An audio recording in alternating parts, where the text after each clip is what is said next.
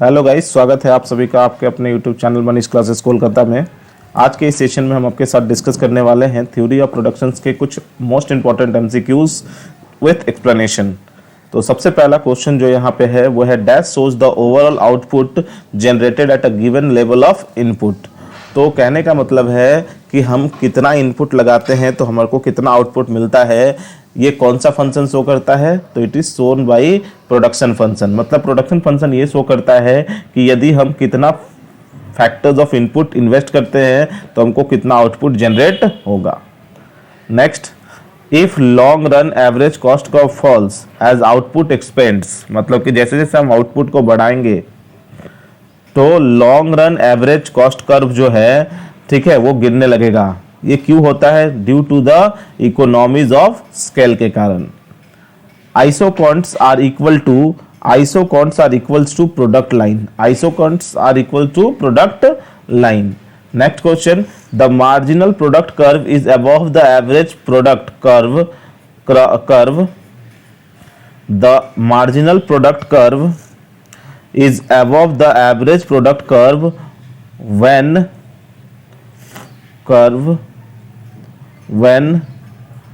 the average product is increasing।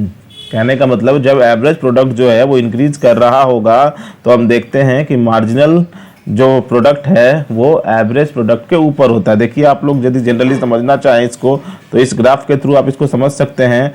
इसमें generally क्या होता है, आप जानते हो कि सबसे पहला होता है एवरेज प्रोडक्ट जो कि यू शेप का होता है। इस तरीके से ये है एवरेज प्रोडक्ट। और आप देखे होगा कि बिल्कुल जो मार्जिनल प्रोडक्ट होता है वो कुछ इस तरीके का होता है। ये होता है मार्जिनल प्रोडक्ट।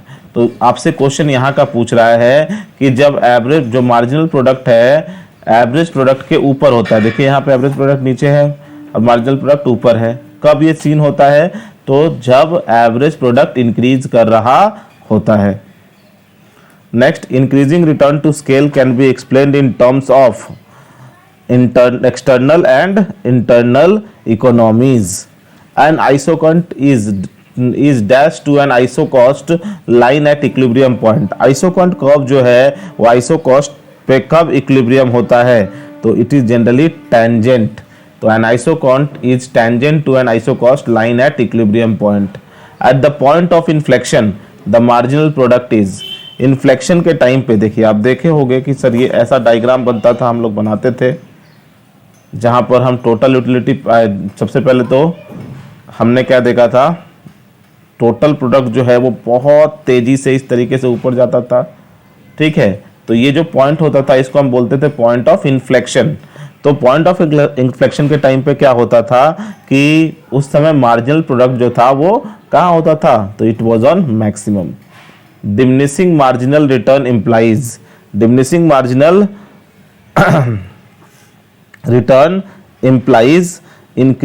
marginal cost। आइए क्वेश्चन नंबर 9 पे आते हैं। क्वेश्चन नंबर 9 कह रहा है if the marginal product of labour is below the average product. मतलब कि ये सिचुएशन है। ठीक है, आप जानते हो ये है आपका क्या, एवरेज प्रोडक्ट, और ठीक इसके नीचे से जाकर ऊपर की तरफ उठेगा मार्जिनल प्रोडक्ट। ठीक है, तो आपसे यहाँ पे क्या कह रहा है कि if the marginal product of labour is below the average product. Marginal product of labour यदि एवरेज प्रोडक्ट के नीचे होता है, it must be true that. तो it must be true that marginal product of labour is negative, marginal product of labour is zero, average product of labour is falling. तो देखिए यहाँ पे जब ये क्या हो रहा है, बिलो, जब ये नीचे में है तो उस समय आप देखिए एवरेज प्रोडक्ट गिर रहा होता है। तो एवरेज प्रोडक्ट देखिए यहाँ पे क्या है, ये मार्जिनल प्रोडक्ट जो है वो नीचे है एवरेज प्रोडक्ट के, तो उस केस में एवरेज प्रोडक्ट फॉल कर रहा है। Law of variable proportion is valid when one output is fixed and all others are variable. आपको पता है कि लॉ ऑफ वेरिएबल प्रोपोर्शन तभी लागू होता है जब एक इनपुट जो है वो फिक्स होता है और अदर जो इनपुट है वो वेरिएबल होते हैं। Change in total revenue for incremental change in quantity supplied is called marginal revenue. Increase in input heading to less than proportional increases output is called decreasing return to scale। ये definition है, आपको as it is याद करना पड़ेगा कि जब आपका input जो है वो इंक्रीज होता है, ठीक है ना, less than the proportional increase in output it is called decreasing rate of return. मतलब कि आप इनपुट तो लगा रहे हो, आपका इनपुट बढ़ रहा है, लेकिन आपका आउटपुट इंक्रीज हो रहा है, लेकिन पहले के मुकाबले वो कम इंक्रीज हो रहा है। Next question, consider the following combinations of inputs and output. यहाँ पे लेबर है और कैपिटल है, दो इनपुट है और उससे एक आउटपुट निकल रहा है। तो इसमें आपसे कह रहा है, देखिए 5 to 10 तो एक आउटपुट, 6 लेबर 12 कैपिटल 2, 7 आपने लेबर कर दिया, 14 कैपिटल रह गया तो भी 3, 8 क्या लेबर और 16 कैपिटल तो भी 4। तो आप देख रहे होंगे कि इसमें सिर्फ जो इंक्रीजिंग हो रहा है वो कांस्टेंट है, एक एक करके ही इंक्रीज कर रहा है, तो इसको बोलते हैं constant rate to scale, constant return to scale. Next, during second stage of law of diminishing return MP and TP is maximum, MP and AP are decreasing. तो सर सेकेंड स्टेज में MP और AP दोनों के दोनों decrease कर रहे होते हैं। Question number 15, consider the following table. इस टेबल को देखिए 0 1 2 3 है, ठीक है, और यहाँ पे आपको दिया है total output, total output dash 100 dash 240 और मार्जिनल प्रोडक्ट आपसे पूछ रहा है। तो आप जानते हो कि यहाँ पे क्या होता है, हम लोग जनरली जानते हैं, हमसे पूछ रहा है what is the total output when second labour are employed, यहाँ पे हमको पूछ रहा है। तो आप जानते हो इन दोनों को आप ऐड कर देते हो, और यदि टोटल आउटपुट से मार्जिनल निकालना होता तो माइनस करते हो, लेकिन मार्जिनल से यदि तुमको टोटल निकालना है तो ये टोटल प्लस मार्जिनल, तो ये हो जाएगा 180। आगे आ जाइए। Next, increasing return to scale occurs due to, increasing return to scale occurs due to किसके कारण होता है, तो इकोनॉमीज ऑफ स्केल के कारण, स्पेशलाइजेशन के कारण, इंडिविजिबिलिटी ऑफ फैक्टर्स के कारण। दैट मीन्स कि ऑल ऑफ द अबव होगा। व्हेन आउटपुट इंक्रीजेज बाय 20%, यदि आउटपुट इंक्रीज होता है, ठीक है, 20% due to increase in input by 20%, मतलब कि इनपुट हम 20% बढ़ा रहे हैं तो हमारा आउटपुट भी 20% बढ़ रहा है। इस स्टेज को हम क्या कहेंगे, इसको हम कहते हैं कांस्टेंट रिटर्न टू स्केल, क्योंकि प्रोडक्शन में कोई चेंज नहीं हो रहा। In the first stage of law of variable proportion, TP increases at the increasing rate. फिर दूसरे वाले में TP increases at diminishing rate, और तीसरे वाले में TP जो है वो क्या हो जाता है, डिक्रीज करने लगता है। Which function shows the relationship between input and output? Input और आउटपुट के बीच में कौन सा रिलेशनशिप शो होता है, तो that is production function. The concept of return to scale is related to short term period, यानी शॉर्ट टर्म के लिए इसको अच्छा कॉन्सेप्ट रिटर्न टू स्केल है ना, हम प्रोपोर्शन देख लेते, sorry, concept of return to scale के लिए ये एप्लीकेबल होता है लॉन्ग पीरियड के लिए। Thereafter which of the following is not a characteristics of land, इसमें से कौन सा लैंड का कैरेक्टरिस्टिक नहीं है, ये तो है land is a free gift of nature, land is a mobile factors of production, नहीं सर, लैंड हमको हम एक जगह से दूसरी जगह नहीं ले जा सकते।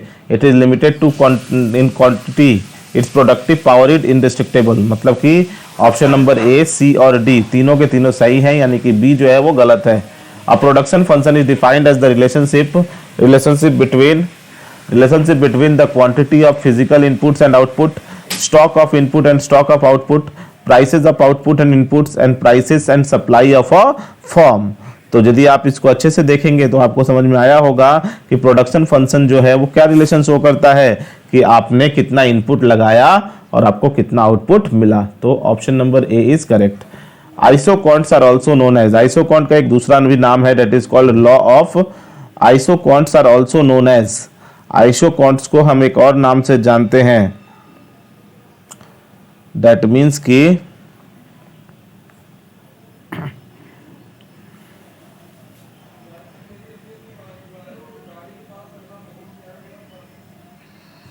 एक मिनट,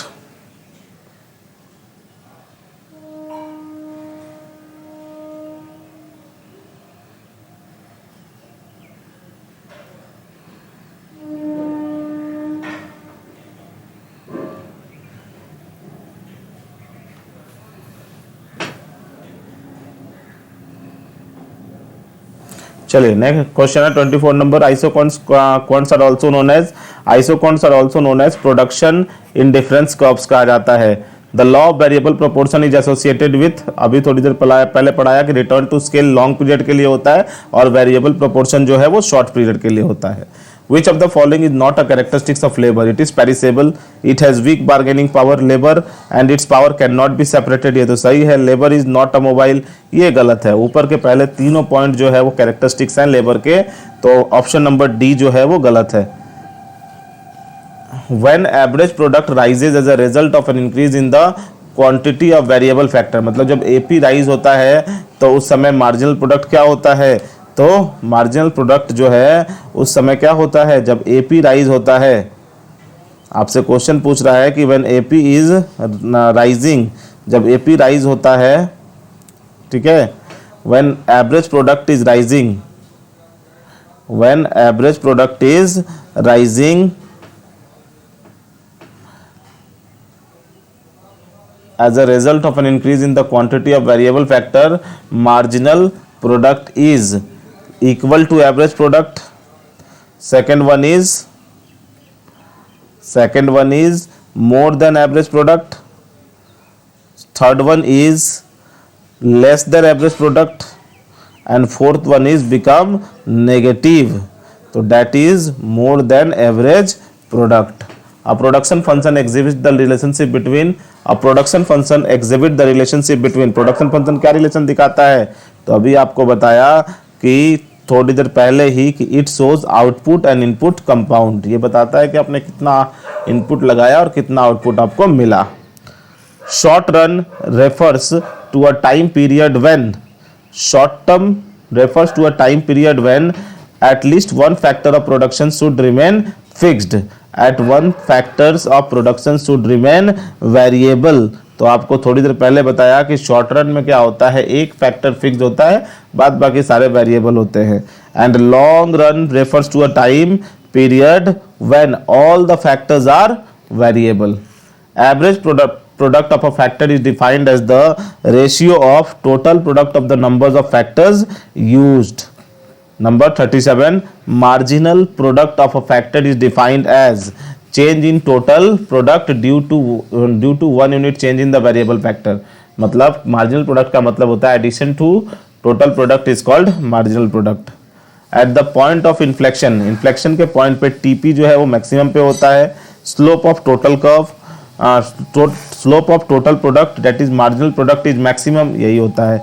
एमपी मैक्सिमम होता है पॉइंट ऑफ इन्फ्लेक्शन पे. Marginal product is represented as the slope of total product curve before the point of inflection. Point of inflection से पहले जो टोटल प्रोडक्ट होता है वो क्या कर रहा होता है, इंक्रीज करता है इंक्रीजिंग रेट पे. When average product of a factor is maximum, average product जब मैक्सिमम होता है, एवरेज प्रोडक्ट इज जब मैक्सिमम होता है तो that is called what, it should be equal to the marginal product of the factor.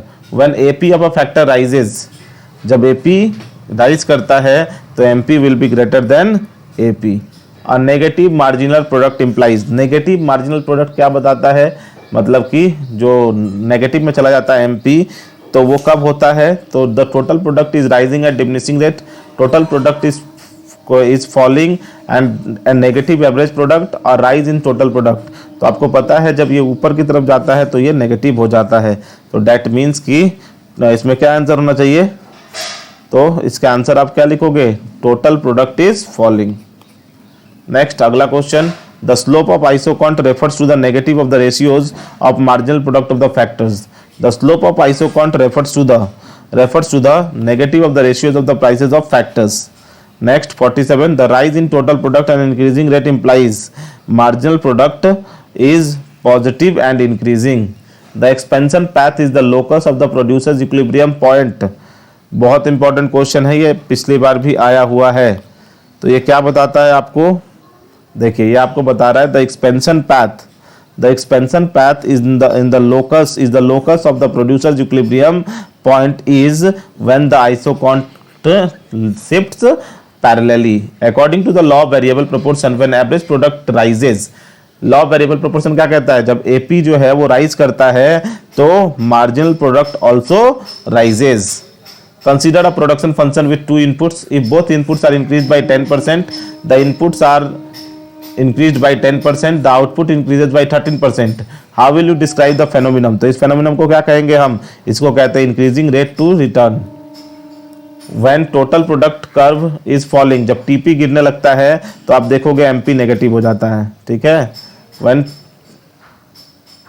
When TP is, तो क्या होगा ये, इसमें marginal product of labour becomes negative. यहाँ पे है marginal product of labour is equal to the average product. यहाँ पे देखो 0 0, 1 पे 10, 2 पे 22, 3 पे 38, 4 पे 47, 5 पे 55, 6 पे 62।